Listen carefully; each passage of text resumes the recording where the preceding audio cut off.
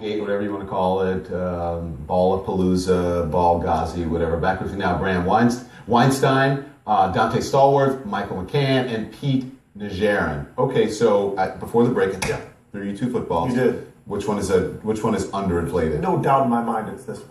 Let me see if you're right. Fully feel it. We marked it. This is like cheating in cards. We marked it. Yeah, you're right. You're absolutely right. So then, when they said that you can't tell the difference, I think it was Brady that said you can't tell the difference. Was he lying? You can tell the difference? I think there's no doubt he can tell the difference. We know what he prefers. The equipment staff, they all know what he prefers when he wants to grab the football to throw it during a football game.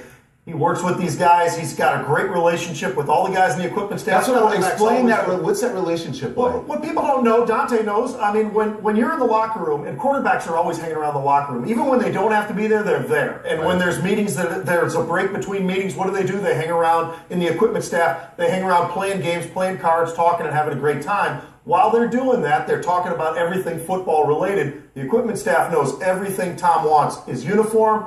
Everything from the footballs to his helmet, helmet pressure, everything. All right, stand by. Before you answer, Dante, here is Brady again today. I feel like I've always played within the rules. I would never do anything to break the rules. I believe in fair play, and I respect the league and everything that they're doing to try to create a very competitive playing field for all the NFL teams. Okay. What? What are you laughing at? You guys are saying tuck roll. Tuck roll. Tom Brady is involved in a lot of things over the last 10 years as a quarterback in the NFL. A lot of different issues have come up over. Rules have been made. Yeah, okay. So speaking, I want to get to Troy Aikman, but let's talk about his reputation, because there are people who say he's not as nice a guy as people like to make him out to be. He's actually not a nice guy. I don't know. Richard Sherman said that. Let's listen to Richard Sherman. People somehow get a skewed view of Tom Brady, that he's just a clean cut, does everything right, and never says a bad word to anyone. And we know him to be otherwise. Bram, is that true? I mean, he trash talks. I mean, that's clear. You could see it if you watch him. And even earlier this year, he got mad at a network because they showed him cursing on TV, and he doesn't want to be shown cursing on TV. So I don't know about bad guy. I mean, I don't know him well enough to even determine whether he's a bad guy or not. Dante, you should know. You played with him. What do you think? Yeah, I think Brady is a man of good character and of integrity. I think the thing that you listen to Richard Sherman, what he's talking about is that on the field stuff. And I tell people all the time, like, Tom Brady gets fired up, he'll headbutt you. He curses a lot. Like, he trash talks to other players on the team. Like, he likes that. That's what gets him fired up. So that's what Richard Sherman is talking about.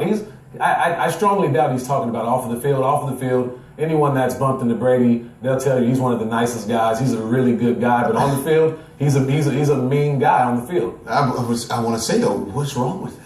I mean, nothing. He's a competitor. I think Dante's saying the same thing. He's trash talking everybody. Yeah, on the field, it's all about football. I want you guys to listen to what Troy Aikman had to say this morning.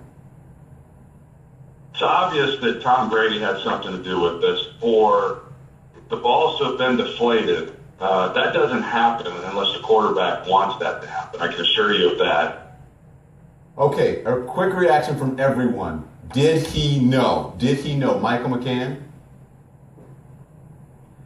I want to wait until we hear more facts. To me, I'm a lawyer. I'm very cautious with pointing guilt until all of the information is in. I understand what Troy Aikman just said, but that's the view of one quarterback. There have been many other quarterbacks who have played in this league, and some of their comments in recent days are much less incriminating of Brady. Okay, all right, it's got to be quick. Who's laughing? Was that Dante? Someone was laughing. Dante, why are you laughing? Well, just from the lawyer sentiment, I thought that was pretty funny. No, I mean, every quarterback is different, especially the guys that are playing now. There was a New York Times write-up about Eli Manning. Aaron Rodgers has said he likes the balls more inflated. So every quarterback has their own ways of the way they want the balls handled. So I'm inclined to believe him. Look, my producer's saying they're not quick. I'm not going up against Dante, right? He's a football player. I'm not going up against him. They can take as much time as they want. Bram, what do you think? Does he like them underinflated? Yes. Did he know that they were below NFL standard? I don't know that. That's a great answer. Below NFL standards? I don't know about that either. Yeah. Underinflated towards a 12 and a half? Absolutely. Legal guy, real quickly. Seriously, nothing. What can happen from this? Anything? Well, I think nothing in the short term. I would be very surprised.